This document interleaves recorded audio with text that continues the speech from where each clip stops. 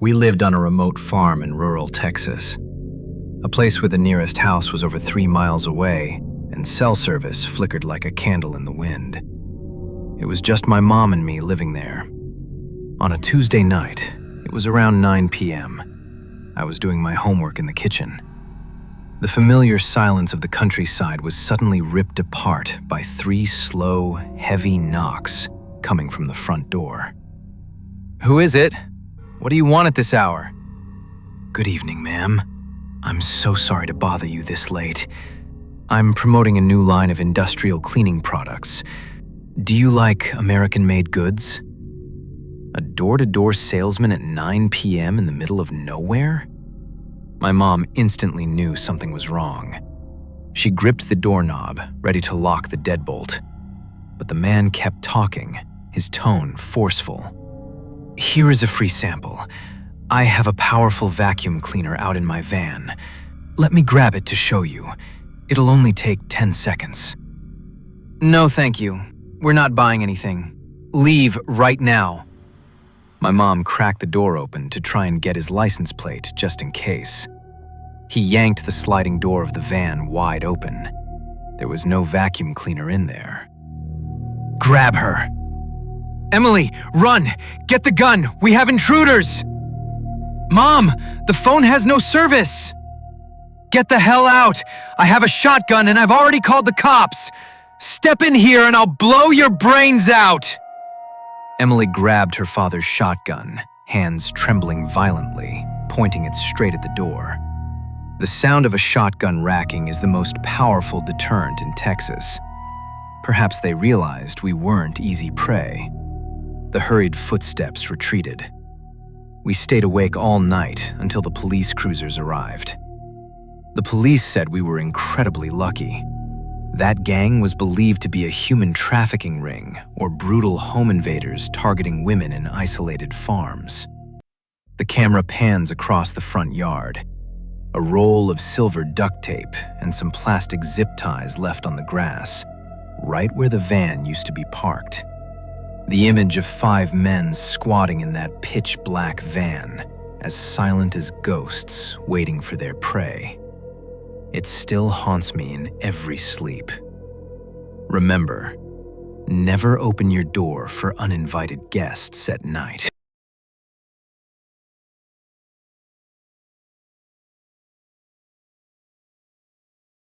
Ben and I loved backcountry skiing in Colorado. No cell service, no ski patrols, just you and nature. We set up camp at the bottom of a large hill. That afternoon, while skiing down a steep slope, I lost sight of Ben. "Ben, where are you? Do you copy?"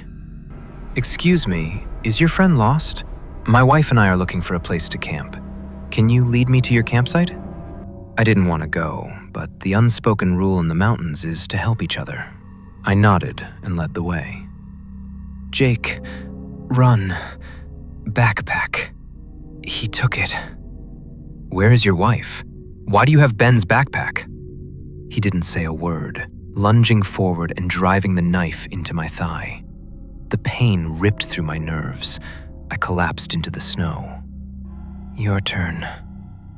"Get back! Get back now!" The flare saved me. A patrol helicopter happened to fly by and spotted it. They found Ben a mile away, stabbed twice and robbed of everything. We survived, but that masked man, he's still wandering on some snowy mountain, looking for his next prey.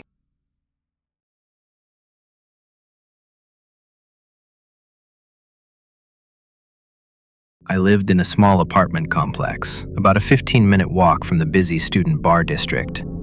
On stressful nights studying for finals, I would often go out to the second-floor balcony to smoke and read in the middle of the night.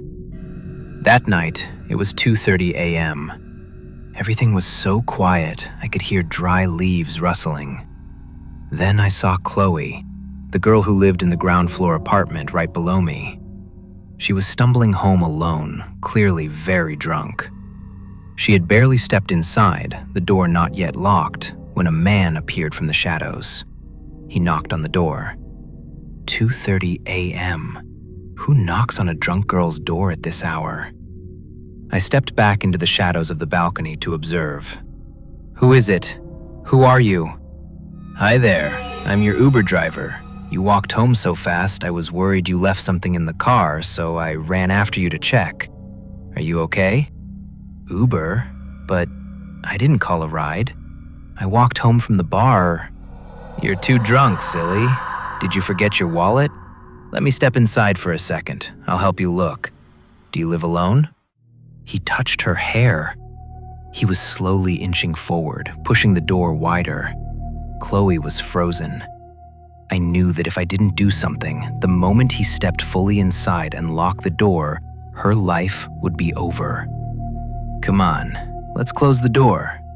He looked up at me, our eyes locked in the darkness. The silence lasted for a few seconds, but felt like an eternity.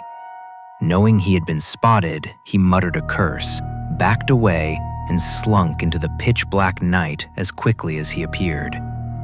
I called the police immediately. A few days later, when the sketch was released, a flood of tip calls poured into the police station. The truth made our blood run cold. The guy was a serial rapist. His MO was driving a car that looked like a taxi, prowling around bars, offering rides to drunk girls to take them home, and then attacking them. Chloe was extremely lucky because she lived close enough to walk, meaning he couldn't use his taxi driver routine from the start, forcing him to follow her to her door. If I hadn't been awake to smoke that cigarette that night, I might have become a witness to a murder.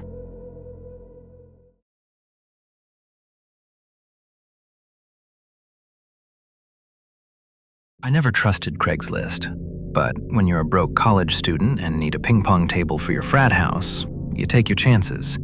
The seller listed it for a dirt cheap price. We agreed to meet at 8 p.m. I removed the back seats of my truck to make room and drove to the address he provided. It was a rundown house at the end of a cul-de-sac in Michigan. The moment I stepped out of the truck, I had a bad feeling. "You here for the table? Come on in. It's down in the basement." "Yeah, hi. I brought the cash with me." The house had a very distinct smell. Not exactly garbage, but a sharp, pungent odor of cleaning chemicals mixed with stale cigarette smoke. It hit my nose and made me want to gag. The ping pong table sat right in the middle of the dimly lit basement. Suddenly, he slapped his forehead. "Damn it, I left the paddles upstairs. Wait right here, I'll go get them. Don't go anywhere." 10 minutes passed, not a single sound from upstairs. I started getting impatient and wandered around the basement. I walked towards the corner laundry room. There was a desk drawer slightly open. Curiosity compelled me to pull it open completely, and that's when my blood ran cold. Those weren't art photos. They were photos of a kidnapped girl. I panicked and pulled out my phone to take pictures as evidence, but in the basement, there was absolutely no service. "Hey, open the door! Why did you lock the door?" "Oh, sorry, young man. This old latch got stuck. Give me a moment. I'll go find the key. Don't panic." He was lying. There was zero panic in his voice. He locked me in on purpose. I knew if he came back to open the door, he wouldn't be alone, or at the very least, he'd be armed. He frantically rummaged through the desk in the laundry room. He finds a set of screwdrivers. He rushes up the stairs, shoves the smallest screwdriver into the rectangular keyhole. It fits perfectly as he grits his teeth. "I found the key. Are you still there?" David kicked the door open with all his strength. The door slammed into the man's face, knocking him flat onto the floor. David rushed past him, bolted straight for the front door, jumped into the pickup truck, and sped off toward the nearest police station. He gave them the address and told them about the photographs and the files. A few days later, a detective called me. The police raided the house. He wasn't just a sick creep. He was a link in a child pornography and kidnapping ring on the deep web. Why did he lock me in the basement? What did he intend to do with a 20-year-old guy? I don't know. And believe me, I never want to know. I deleted the Craigslist app forever.